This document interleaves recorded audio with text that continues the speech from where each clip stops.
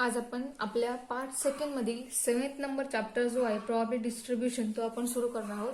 तर तुम्हाला प्रोबॅबिलिटी हा चॅप्टर 11th आणि 10th मध्ये झालेला आहे.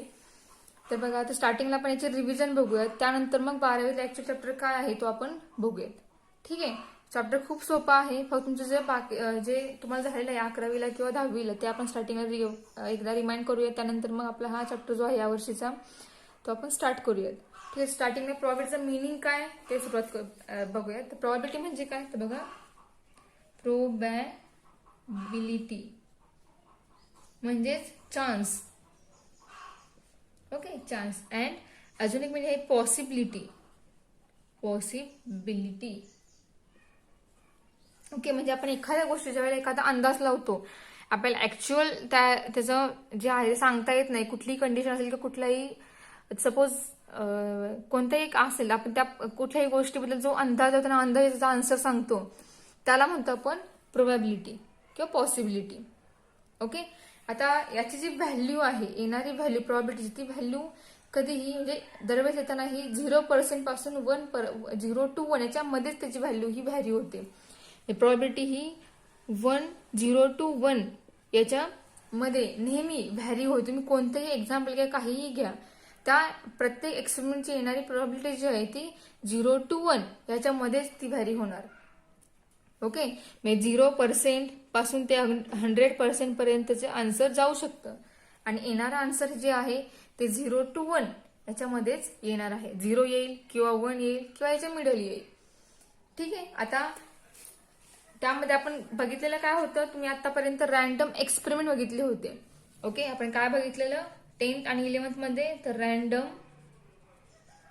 Experiment. Okay. So what is the meaning of random experiment.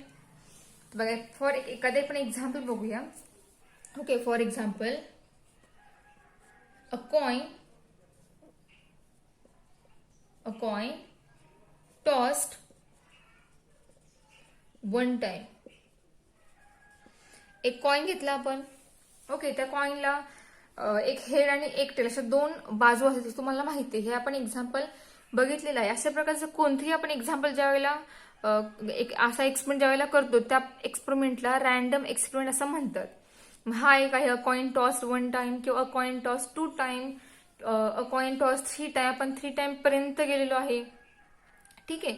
4 time पर्यंत नाही गेलो, कारण 4 टाइम जर आपण फाइंड करायचं तर 4 टाइमला आउटकम भरपूर येतात. आउटकम म्हणजेच तो कॉइन टॉस केल्यानंतर पॉसिबिलिटी जी येणार आहे, हेड टेल किंवा टेल हेड, जे पॉसिबल जे आपल्याला व्हॅल्यू मिळणार आहेत, पॉसिबल चान्स जे मिळणार आहेत, त्याला आपण काय म्हणतो, आउटकम म्हणतो. बरोबर आहे. मग अशा प्रकारच्या एक्सपेरिमेंटला आपण काय म्हणतो, रॅन्डम एक्सपेरिमेंट. ओके. अजून एक सेकंड एक्झाम्पल, आपण एक डायस बघितला होता. तर बघा, त्या डायसवरती काय असतं, तर त्या डायसवर एका साईडला इथं इथे एक डॉट असतो, इथे 4 डॉट असतात. म्हणजे तुम्ही काय ज्यावेळेला खेळताना डायस थ्रो करता त्यावेळेला त्या प्रत्येक साईडवरती वेगळे नंबर असतात. एका साईडला 1 तो 6 पर्यंत त्या प्रत्येक डायसवरती नंबर असतात. मग आपण एक डायस थ्रो केला तर आपल्याला आउटकम काय मिळणार, तर 1 to 6 नंबर मिळू शकतात. 1 मिळू शकतो, 2 मिळू शकतो, 3 मिळू शकतो किंवा अप टू 6 इथपर्यंत आपल्याला नंबर त्या ठिकाणी आपल्याला मिळू शकतात. आपल्याला आन्सर ते मिळू शकतं. ओके. तर ते जे आपण लिहितो त्या ठिकाणी जे आपल्याला पॉसिबल आउटकम जे आहेत त्या आपण त्या ठिकाणी ज्या मेन्शन करतो त्याला काय म्हणतो आपण, सॅम्पल स्पेस म्हणतो. ठीक आहे. तर बघा, अजून एक एक्झाम्पल, एखादं 52 कार्ड्स आहेत, ते आपण कार्ड्स थ्रो केले तर तो जो एक्सपेरिमेंट आहे त्याला आपण म्हणतो आपण रॅन्डम एक्सपेरिमेंट. ठीक आहे. तुम्हाला याचं मिनिंग कळलं असेल. A coin toss 1 time, a dice throw 1 time किंवा अ कॉइन टॉस 2 टाइम किंवा 52 कार्ड्स थ्रो. ओके. मग हे जे एक्सपेरिमेंट आहेत सगळे ते आहेत रॅन्डम एक्सपेरिमेंट.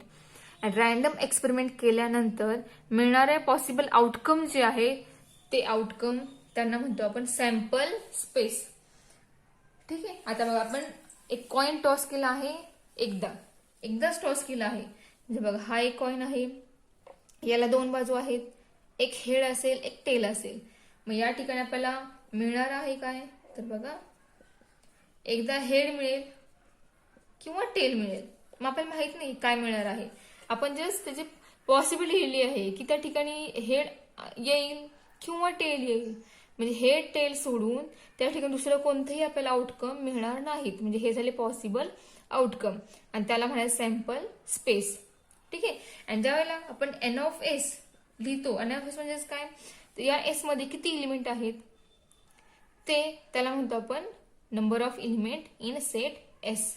म्हणजे हे आलं 2. हे मोजून आपण ज्याला लिहितो आपल्याला किती आउटकम मिळाले आहेत त्यांना म्हणतो आपण एन ऑफ एस. ओके. आता या एन ऑफ एस वरती एक इव्हेंट डिफाईन केला आहे.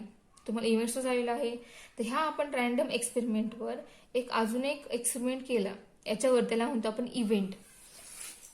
ठीक आहे. मग सॅम्पल स्पेस मिळालेल्या आउटकमवर आपण एक एक्सपेरिमेंट करतो, त्याला म्हणतो आपण इव्हेंट. आपण त्याला ABCD कुठलेही कॅपिटल लेटर नोटेशन देऊ शकतो. So event A equal to, event आहे getting head on upper face of coin. आपण काय करायचं आहे, तर अप्पर ज्यावेळी आपण कॉइन टॉस करतो त्यानंतर आपल्याला जे आउटकम मिळाले आहे त्या आउटकम मध्ये आपल्याला हेड मिळाल्याची, हेड ज्या ठिकाणी मिळतोय त्याचा आपल्याला इव्हेंट लिहायचा आहे. आपल्याला हेड कधी मिळालंय, तर या ठिकाणी एकदा मिळालं आहे head upper face of coin, कॉइनच्या वरच्या भागावरती. म्हणजे आपल्याला या ठिकाणी इव्हेंट ए साठी या ठिकाणी आन्सर काय मिळाला तर एच, कारण आपल्याला एकदाच हेड मिळालेला आहे त्यामुळे या ठिकाणी फक्त एच येणार आहे. हा झाला ए.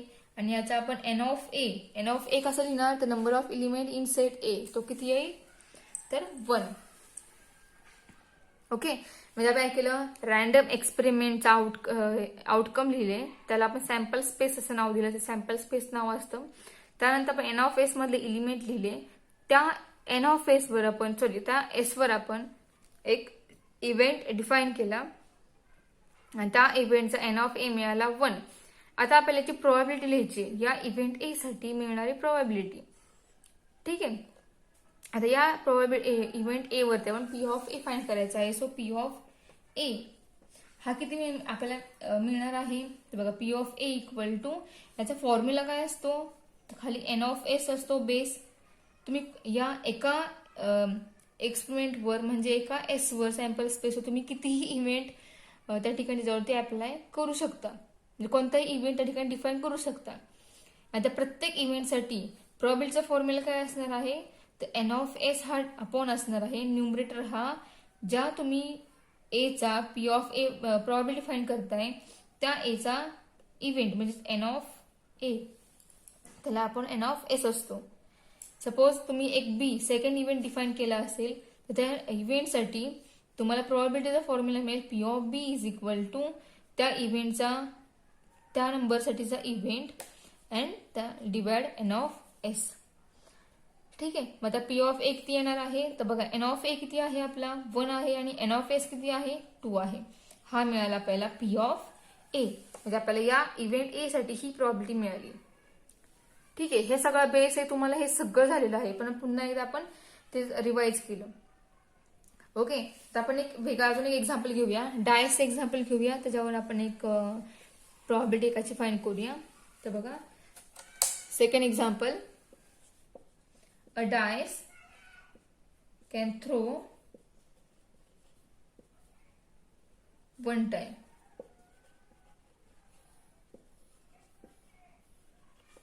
A dice can throw one time and we get sample spaces 1, 2, 3, 4, 5 and 6. हे काय आपले पॉसिबल आउटकम आहेत. हे सोडून याच्या व्यतिरिक्त आपल्याला कोणताही आउटकम मिळणार नाही. आपल्याला डायस थ्रो केल्यानंतर 1 मिळेल, 2 मिळेल, 3 मिळेल, 4, 5 किंवा 6 मिळेल. ठीक आहे. हे झाले सगळे पॉसिबल, आपली सगळी पॉसिबल झाली आपली सर्व. सो आता एन ऑफ एस किती आहे 6. त्याच्यावर आपण एक इव्हेंट डिफाईन करूया, B equal to a set of even number. So B equal to या एस मधून आपल्याला इव्हन नंबरचा सेट डिफाईन करायचा आहे, ठीक आहे, शोधायचा आणि तो लिहायचा आहे. तर इव्हन नंबर कसे, इव्हन नंबर म्हणजे कोणते नंबर, आपण कोणता नंबर इव्हन नंबर म्हणतो, तर ज्या ज्या नंबरला 2 ने भाग जातो किंवा ज्याचा नंबर 2 डिव्हिजिबल असतो ते सगळे नंबर त्यांना म्हणायचं इव्हन नंबर. तर या सेटमध्ये आपले इव्हन नंबर कोणते कोणते आहेत तर बघा 2, 4 अँड 6 या प्रत्येक नंबरला 2 ने भाग जातो. ठीक आहे. त्यामुळे या ठिकाणी इव्हन नंबर झाले 2, 4 and 6. So N of B किती आले, number of element inside B is 3 and we can find P of B is equal to, formula of P of B is N of B upon N of S is equal to N of B. N of B is 3 and N of S is 6. So our answer is 3 upon 6 means 1 upon 2. बघा अब भाग लावूया, आपल्याला answer काय मिळेल 0.5 मिळेल. 0.5 हा number बघा 0 to 1 च्या मध्ये आहे का तर आहे. जर ही व्हॅल्यू 0 to 1 च्या मध्ये आली तरच आपलं जे आन्सर आहे किंवा ही जी प्रॉबिलिटी आहे ही बरोबर असणार. आणि जर हे आन्सर 0 to 1 च्या पुढे गेलं 2, 3, 4 किंवा 1 पॉईंट जरी 1 वरती आन्सर आलं तरीही आपल्या आन्सर मध्ये काहीतरी मिस्टेक होते हे आपल्याला ओळखता येतं. ओके. फक्त एक लक्षात ठेवा की प्रोबॅबिलिटीचं येणारं आन्सर हे 0 to 1 च्या मध्येच आलं पाहिजे. मग 0 आलं तरी चालेल, 1 आलं तरी चालेल, पण 0च्या पेक्षा खाली आणि 1 पेक्षा मोठं हे आन्सर याचं आलं नाही पाहिजे. जर आलं तर आपल्या काय कुठेतरी काहीतरी चुकलंय आणि मग तीच चूक आपल्याला त्या ठिकाणी शोधावी लागेल. ओके. तर हे झालं सगळं बेसिक, ही जी तुमची रिव्हिजन होती. आता आपल्याला या चॅप्टरमध्ये काय बघायचं आहे तर आपल्याला या चॅप्टरमध्ये प्रोबॅबिलिटी डिस्ट्रीब्युशन बघायचं. ही जस्ट प्रोबॅबिलिटी फाइंड केली आपण. आता आपल्या या चॅप्टरचं नाव आहे प्रोबॅबिलिटी डिस्ट्रीब्युशन. ठीक आहे. आता यामधील आपल्या या चॅप्टरमध्ये कोणते कोणते पॉईंट बघणार आहोत ते स्टार्टिंगला बघा. तर या चॅप्टरमध्ये आपण रॅन्डम व्हेरिएबल बघणार आहोत, त्यानंतर टाइप ऑफ रॅन्डम व्हेरिएबल बघणार आहोत, त्यानंतर probability distribution of random variable, random व्हेरिएबलचं प्रोबॅबिलिटी डिस्ट्रीब्युशन काय असेल हे बघणार आहोत आपण, त्यानंतर डिस्क्रीट रॅन्डम व्हेरिएबल, त्यानंतर प्रोबॅबिलिटी मास फंक्शन. हे सगळे random variable distribution probability distribution of random व्हेरिएबलचे नंतर ते टाईप आहेत. ओके. फर्स्ट आहे डिस्क्रीट रॅन्डम व्हेरिएबल, त्यानंतर सेकंड आहे probability mass function, third expected value and variance, आणि त्यानंतर continuous random variable, then probability density function, and last आहे कम्युलेटिव्ह distribution function. Okay. So first point जो आहे यातील तो फर्स्ट पॉइंट स्टार्टिंगला बघूया. First point is random variable. Random variable. ठीक आहे. आता रॅन्डम व्हेरिएबल म्हणजे काय त्याचं मिनिंग स्टार्टिंगला बघूयात. तर रॅन्डम व्हेरिएबल म्हणजे काय तर बघा आपण कोणतं एक एक्झाम्पल घेऊया, त्या एक्झाम्पलवरून आपण रॅन्डम व्हेरिएबलचा मिनिंग काय आहे ते मिनिंग समजून घेऊया. तर बघा first example, 2 coin are tossed. काय केलं आपण 2 कॉइन हे टॉस केले मीन्स उडवले. ठीक आहे. मग आपल्याला काय काय मिळेल तर बघा आपल्याला आउटकम काय काय मिळतील तर स्टार्टिंगला हेड मिळेल, देन हेड टेल मिळेल, देन टेल हेड मिळेल, अँड देन टेल मिळेल. हे झाले पॉसिबल आउटकम, त्याला म्हणतो आपण सॅम्पल स्पेस. ओके. आता पहिला नंबर ऑफ आता आपल्याला काय करायचं आहे तर नंबर ऑफ हेड्स त्या ठिकाणी काउंट करायचे आहेत. सो नंबर ऑफ हेड, मग त्याला आपण कोणतं एक लेटर एक्स वाय किंवा झेड त्या ठिकाणी देऊ शकतो. त्या ठिकाणी नंबर ऑफ हेड किती आहेत तर बघा या पहिल्या नंबरसाठी 2 आहेत, नंबर ऑफ हेड या ठिकाणी 1, या ठिकाणी 1, या ठिकाणी 0 आहेत नंबर ऑफ हेड. बरोबर आहे. मग हे जे आपण करतो या ठिकाणी रॅन्डम एक्सपेरिमेंटवर जे आपण या ठिकाणी वेगळं एक डिफाईन करतोय तो होतो रॅन्डम व्हेरिएबल. आणि या ठिकाणी रॅन्डम व्हेरिएबल आहे एक्स, आणि एक्स काय आहे 2, 1, 1, 0 नंबर ऑफ हेड. अजून आहे नंबर ऑफ टेल.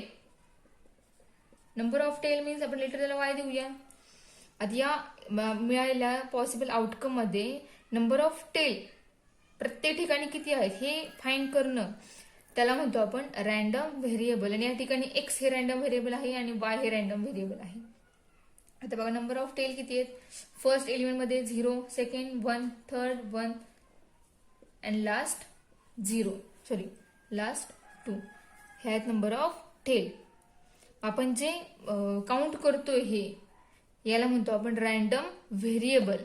म्हणजे रॅन्डम एक्सपेरिमेंटवर एक्सपेरिमेंट केल्यानंतर त्या ठिकाणी आपण जे काउंटिंग करतो, मग हेडसाठी असेल टेलसाठी असेल, त्याला म्हणतो आपण त्या ठिकाणी रॅन्डम व्हेरिएबल. म्हणजेच या ठिकाणी एक्स ला random variable and Y is also random variable. Okay, मग हे झालं रॅन्डम व्हेरिएबल. आता तुम्हाला याचं मिनिंग समजलं असेल. आता नेक्स्ट याचे टाईप. तर रॅन्डम व्हेरिएबलचे टाईप कोणते कोणते आहेत. तर फर्स्ट टाईप आहे डिस्क्रीट रॅन्डम व्हेरिएबल. बघा फर्स्ट टाईप आहे. रॅन्डम डेफिनेशन काय आहे ती डेफिनेशन स्टार्टिंग तुम्हाला सांगते मी. डेफिनेशन आहे का, random variable is real valued function define on sample space of random experiment. In other word, the domain of random variable is sample space of random experiment. Okay, त्यापेक्षा तुम्हाला जे meaning सांगितलं मी ते meaning जरा खूप definition पेक्षा जरा सुटसुटीत आहे. तर म्हणजे मिनिंग सांगितली मिनिंग फक्त लक्षात ठेवा.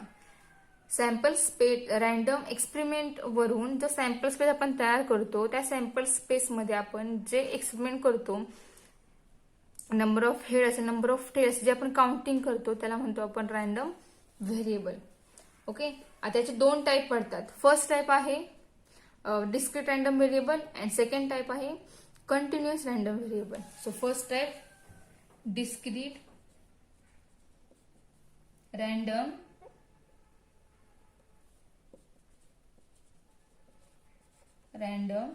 व्हेरिएबल. ओके, आता डिस्क्रीट रॅन्डम व्हेरिएबल डेफिनेशन काय सांगते तर बघा, a random variable is said to be a discrete random variable if the number of its possible value is finite or countably infinite. Okay, discrete random variable म्हणजे आपण ज्या experiment ज्या ठिकाणी आपण काउंट करू शकतो. ठीक आहे, फॉर एक्झाम्पल बघा तुम्हाला एक एक्झाम्पल सांगता, त्या एक्झाम्पल तुम्हाला लगेच ह्याचं मिनिंग समजेल. ओके, तर बघा चिल्ड्रन इन अ फॅमिली आपल्याला काउंट करायचे आहेत. ठीक, प्रत्येक फॅमिलीमध्ये एक चिल्ड्रन किती आहेत तर बघा एका ठिकाणी 1 असतील, कुठे 2 असतील, काही ठिकाणी 3 असतील, काही ठिकाणी 4 असतील, 5 असतील किंवा 0 पण असतील. ओके, म्हणजे ज्या ठिकाणी आपण काउंटिंग करू शकतो, ज्या ठिकाणी आपण काउंटिंग करू शकतो. ठीक आहे, त्या एक्झाम्पलला काय त्या एक्सपेरिमेंटला म्हणायचं रॅन्डम डिस्क्रीट रॅन्डम व्हेरिएबल. ठीक आहे, मग डिस्क्रीट रॅन्डम व्हेरिएबल हे आपल्याला या ठिकाणी जर नंबर्स काउंट होत असतील त्या ठिकाणी आपल्याला आन्सर फाईंड करता येत असेल तरच त्या एक्सपेरिमेंट डिस्क्रीट रॅन्डम व्हेरिएबल म्हणायचं. मग ते काउंटिंग जे आहे ते फायनाइट किंवा काउंटेबली इनफायनाइट असू शकतं. ओके, मग हे एक एक्झाम्पल. सेकंड एक्झाम्पल आहे number of stars in the sky. आता number of star in the sky ते आपण काउंट करू शकतो पण ते इनफायनाइट आहेत. फायनाइट आहेत का नाही, भरपूर स्टार्स हे आकाशामध्ये असतात. बरोबर आहे. सेकंड एक्झाम्पल बघा, सेकंड एक्झाम्पल आहे the number of cars sold by a dealer. हे सुद्धा एक्झाम्पल आहे. अजून एक एक्झाम्पल आहे अजून एक एक्झाम्पल आहे number of vehicle in a parking. पार्किंगमध्ये एकूण व्हेकल किती आहेत आपण ते मोजू शकतो आणि सांगू शकतो की एकूण किती व्हेकल पार्किंगमध्ये आहेत ते. अशा प्रकारे आपण ज्या ठिकाणी काउंटिंग करू शकतो त्या सगळ्यांना म्हणायचं डिस्क्रीट रॅन्डम व्हेरिएबल.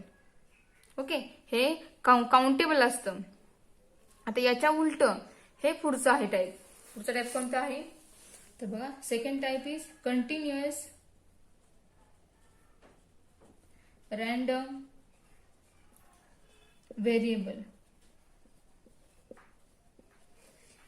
ह्याच्यात नोट आहे या डेफिनेशनच्या आधी ती नोट कोणती आहे तर बघा the values of discrete random variable are obtain by counting. बघा तेच मी सांगितलं नोटमध्ये ते सांगितलेलं आहे. ह्याची व्हॅल्यू ही आपल्याला काउंट केल्यानंतर मिळते. ओके, अशा टाईपचे एक्झाम्पल म्हणायचं डिस्क्रीट रॅन्डम व्हेरिएबल. सेकंड आहे continuous random variable. Continuous random variable म्हणजे काय तर बघा एक एक्झाम्पल घेता, height of a tree. For example height of tree. आपण कुठल्याही ट्रीची हाईट, ही हाईट आपण कुठपर्यंत मेजर करू, आपण प्रॉपर हाईट सांगू शकतो का हाईट ट्रीची कुठल्याही. तर बघा, जर आपण तिची हाईट ही जर मीटरमध्ये काउंट केली, बघा जर हाईट आपण मीटरमध्ये काउंट केली तर ती हाईट किती येऊ शकते. तर फॉर एक्झाम्पल 0.2 येईल, 0.3 येईल, 0.4 येईल, अप टू 10 मीटर पर्यंत. ठीक आहे. मग 0.2 ह्याच्यामध्ये तर बघा 0.22 अशी पण येईल, 0.23 सुद्धा येईल. ठीक आहे. किंवा 0.21, 0.21, 0.221 या प्रकारची हाईट येऊ शकते.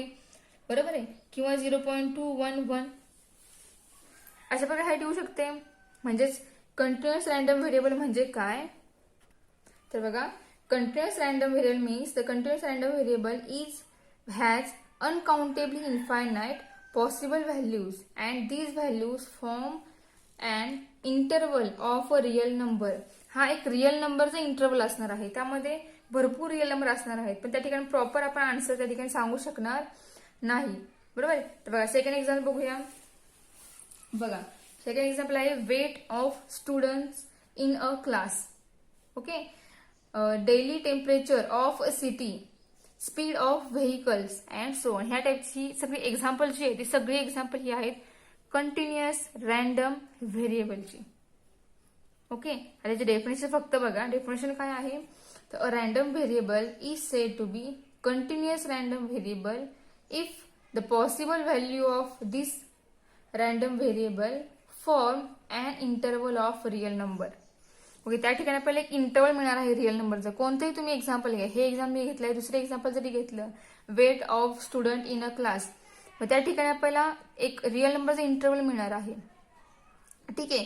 मग अशा टाईपच्या सगळ्या एक्झाम्पल जी आहे सगळी, त्या सगळ्यांना म्हणायचं कंटिन्युअस रॅन्डम व्हेरिएबल. ठीक आहे. मी तुम्हाला हे तिन्ही टाईप समजले असतील, हे दोन टाईप आणि रॅन्डम व्हेरिएबल तुम्हाला मिनिंग समजलं असेल, हे दोन टाईप तुम्हाला समजले असतील. आता आपण यावर डिपेंड पुढचा पॉईंट जो आहे probability distribution of random variable, आपण ते बघूया. म्हणजे ह्या रॅन्डम व्हेरिएबल याची प्रोबॅबिलिटी फाइंड कशी करायची ते आपण बघणार आहोत. बघा नेक्स्ट पॉईंट आहे probability distribution of random variable. त्यामधील सब पॉईंट आहे first point probability mass function, म्हणजे याला शॉर्ट फॉर्म मध्ये PMF असं म्हणतात. ओके. हा शॉर्ट फॉर्म एक्झाम्पल सुद्धा हा शॉर्ट फॉर्म वापरलेला आहे, पण या शॉर्ट फॉर्मचा फुल फॉर्म आहे प्रोबॅबिलिटी मास फंक्शन. त्याचं मिनिंग काय, तर मिनिंग बाय एक्झाम्पल्स डायरेक्ट बघूया. डेफिनेशनची बघायची गरज नाही, आपण डायरेक्ट एक्झाम्पल सॉल्व्ह कसं करायचं किंवा याचं मिनिंग जे आहे ते आपण बाय एक्झाम्पल्स बघूयात. तर बघा फॉर एक्झाम्पल आपण सेमच एकच एक्झाम्पल प्रत्येक ठिकाणी फॉलो करूयात. बरं, 2 कॉइन आर टॉस्ड. आपण हे एकच एक्झाम्पल प्रत्येक ठिकाणी बघूयात. ओके. हा रॅन्डम एक्सपेरिमेंट आहे. आपण 2 कॉइन टॉस केले, आपल्याला सॅम्पल स्पेस काय मिळणार आहे H H T H H T T T H T म्हणूयात आणि TH म्हणूयात. ओके. हा आहे आपला सॅम्पल स्पेस आणि हे आहेत पॉसिबल आउटकम्स. ठीक आहे. आता या ठिकाणी आपल्याला N ऑफ S किती मिळालेला आहे 4 number of element in sample space S. आता आपल्याला काय बघायचं आहे तर प्रोबॅबिलिटी मास फंक्शन याचं मिनिंग बघायचं आहे. तर बघा random variable of X, random variable of X हा काय आहे तर नंबर ऑफ हेड्स हा आहे रॅन्डम व्हेरिएबल. ठीक आहे. मग आता हेच आपण एका टेबलमध्ये बघूयात. तर बघा आपला एक्स म्हणजे आपला आहे रॅन्डम व्हेरिएबल आणि तो आहे नंबर ऑफ हेड्स, आणि PI हा जो आहे हा आहे प्रोबॅबिलिटी. प्रत्येक रॅन्डम व्हेरिएबल साठी आपल्याला प्रोबॅबिलिटी फाइंड करायची आहे. ओके. मग आता एक्स ह्यासाठी रॅन्डम व्हेरिएबल किती असणार आहे तर बघा नंबर ऑफ हेड आपल्याला बघायचे आहे. तर प्रत्येक एका पहिल्या एलिमेंट मध्ये हेड किती आहेत 2 आहेत, सेकंड मध्ये 1, थर्डमध्ये किती आहेत, तर थर्डमध्ये आहेत 1 आणि फोर्थमध्ये 0 आहेत, बरोबर, नंबर ऑफ हेड. ओके, आता या प्रत्येक नंबरसाठी आपल्याला प्रोबॅबिलिटी फाइंड करायची आहे. आपण गेल्या वर्षी 11th मध्ये प्रत्येक सेपरेट प्रोबॅबिलिटी फाइंड आउट केली होती, बरोबर आहे. पण आपण या ठिकाणी सेपरेट फाइंड आउट या ठिकाणी डायरेक्ट आपण ती प्रोबॅबिलिटी पुटअप करणार आहोत. त्या ठिकाणी आपण वेगळं कुठलं त्या ठिकाणी जे आहे याचं सोल्युशन ते फाइंड करणार नाही. डायरेक्ट फाइंड कोणी ते प्रोबॅबिलिटी आहे ती पुट करणार आहोत प्रत्येक ह्यासाठी, प्रत्येक एलिमेंटसाठी.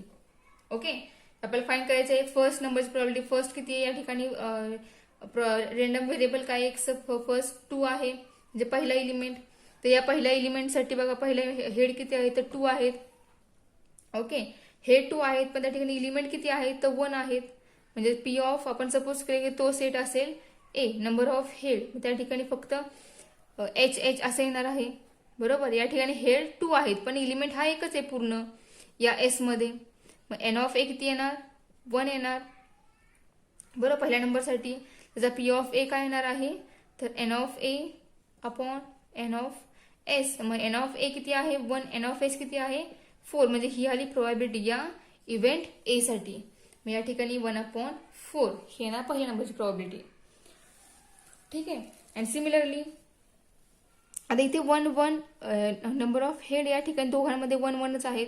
मग या दोघांसाठी आपण फक्त एकच कॉलम करणार आहोत, का दोघांसाठी प्रोबॅबिलिटी दोघांमध्ये हेड जे आहे ते एकदाच मिळालेले आहे, त्यामुळे ते एकत्रच त्या ठिकाणी येणार आहेत. ओके, आणि इथं 0. आता एकदा हेड कुठे कुठे आलेले आहेत, तर या 2 ठिकाणी एकदाच हेड आलेले आहेत, बरोबर आहे. म्हणजे ज्या ठिकाणी इव्हेंट बी कन्सिडर करू येतो, तर या बी मध्ये H T and T H असे येणार आहे 2 एलिमेंट. म्हणजे एन ऑफ बी हा किती असणार आहे, तर 2 असणार आहे. आपल्याला फाइंड करायचा आहे त्याच बीचा probability P of A find करायचा आहे. मग तो असणार आहे N of B upon N of S. B किती आहे 2, एन ऑफ एस किती आहे 4, म्हणजे आपला आन्सर मिळेल 1/2. ही झाली या बी साठी प्रोबॅबिलिटी. मग ह्याचा आन्सर आला 1/2. ठीक आहे. आता 0, आता या 0 साठी बघा सी म्हणूया. तर या ठिकाणी टी हा एक एलिमेंट आहे, पण या ठिकाणी हेड आहे का, तर नाही. म्हणजे ह्या ठिकाणी 0 आलं त्या ठिकाणी, बरोबर. पण एलिमेंट 1 आहे, म्हणजे एन ऑफ सी त्यामध्ये एलिमेंट किती आहेत, एक एलिमेंट आहे, फक्त त्यामध्ये हेड नाहीये. ठीक आहे. सो या सी साठीची पी ऑफ सी प्रोबॅबिलिटी किती असणार आहे, तर N of C upon N of S. N of C किती आहे 1 अँड एन ऑफ एस किती आहे 4. म्हणजे या 0 ची प्रोबॅबिलिटी आली 1/4. ओके, म्हणजे प्रत्येक नंबरसाठी जी प्रोबॅबिलिटी मिळालेली आहे आपण फाइंड आउट केली आहे ती प्रोबॅबिलिटी. हा जो टेबल आहे आपण त्या ठिकाणी नंबर ऑफ रँडम व्हेरिएबल्स आणि त्या रँडम व्हेरिएबलचे पी ऑफ आय प्रोबॅबिलिटी प्रत्येकाची सेपरेट फाइंड आउट केलेली आहे. ओके, आणि जी आपण त्या ठिकाणी प्रोबॅबिलिटी फाइंड आउट केली आहे त्याला म्हणायचं प्रोबॅबिलिटी मास फंक्शन. बघा समजते का, आपण रँडम व्हेरिएबल वरून जी प्रोबॅबिलिटी प्रत्येक रँडम व्हेरिएबलसाठी फाइंड आउट केली आहे त्या पी आय ला म्हणायचं प्रोबॅबिलिटी मास फंक्शन. ठीक आहे. आणि हा जो टेबल आपण काढला या टेबलला म्हणायचं प्रोबॅबिलिटी डिस्ट्रीब्यूशन टेबल. ओके, या टेबलला म्हणायचं प्रोबॅबिलिटी डिस्ट्रीब्युशन टेबल आणि या पी आय ला म्हणायचं प्रोबॅबिलिटी मास फंक्शन. ठीक आहे. मग तुम्हाला हे समजलं असेल प्रोबॅबिलिटी मास फंक्शन. याच्यावरून आपण पुढची डेफिनेशन जी आहे क्युम्युलेटिव्ह डिस्ट्रीब्युशन फंक्शन CDF ते आपण प्रूव्ह करणार आहोत. ठीक आहे. पण आता या ठिकाणी एक लक्षात ठेवा, हा जो पी आय आपण फाइंड केला हा पी आय बरोबर आहे का चुकलेला आहे हे आपण कसं फाइंड करणार, कसं बघणार चुकलेला आहे का नाही ते. तर हा जो पी आय आहे या पी आय ची समेशन फाइंड करायची. ओके, पी आय म्हणजे हा P1 आहे, हा P2 आहे आणि हा P3 आहे. या प्रत्येकाचे समेशन म्हणजे 1/4 प्लस 1/2 प्लस 1/4 या सगळ्यांचे समेशन ही किती येते बघा 1/4. या ठिकाणी या दोघांचा बेस 4 आहे, इथे 4 नाहीये. इथे 4 येण्यासाठी कितीने मल्टिप्लाय करावं लागेल, तर 2 ने मल्टिप्लाय करावं लागेल. मग 2 ने या दोघांनाही मल्टिप्लाय करायचं म्हणजे काय येतील तर 1 + 2 + 1 आणि बेस कॉमन 4. म्हणजे बघा या ठिकाणी समेशन येते 4/4 म्हणजे आन्सर येणार 1. म्हणजे या सिग्मा पीआय म्हणजे या पीआय सगळ्यांची समेशन ही 1 आलेली आहे.